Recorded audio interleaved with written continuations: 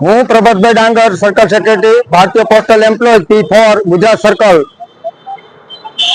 આજે અમે જે 20 તારીખથી 27 તારીખ કાળી પટ્ટી ધારણ કરેલી અને આજે અમારે 28 તારીખે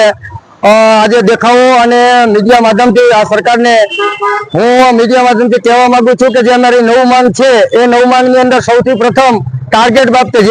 બાબતે આજે અમારા જીજીએસ અને નાના કર્મચારીનું જે શોષણ થઈ રહ્યું છે, જે પોતાના ઘરના પૈસેથી પોતે ખાતા ખોલી એકોકા ખાતા 50 પોતાના નામથી ખાતા ખોલી રહ્યા અને પોતાના ઘરના જે ટાર્ગેટ નું પ્રેશરથી આજે અમારો જે જીડીએસ અને નાના કર્મચારી સુસાઇડ તરફ જઈ રહ્યા છે, ત્યારે આજ સરકારના માધ્યમથી અમારે તમને વાકેફ કરવા છે અને ડિપાર્ટમેન્ટને પણ જણાવશે જો અમારી 9 માંગ પૂરી નહીં થાય તો આવતી 5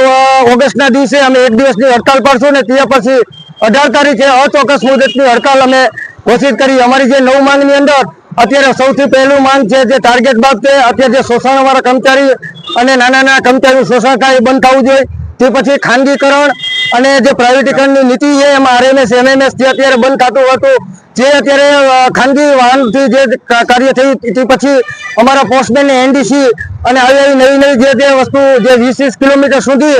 અત્યારે પોસ્ટમેનને ડિલિવરી કરવી, આવા અનેક પ્રશ્નોથી અમે 9 માંગ સાથે આ આંદોલનમાં અમે અત્યારે કાર્યરત છે। અમારા ભારતીય પોસ્ટલ એમ્પ્લોય જેમણે ન્યૂ દિલ્હી ડાકભવનની અંદર નોટિસ રજૂ કરી છે, એ નોટિસના અનુસંધાને આજે અમે 28 તારીખે દેખાવો અને સૂત્રોચ્ચારો કર્યા છે। હવે આ 5 તારીખે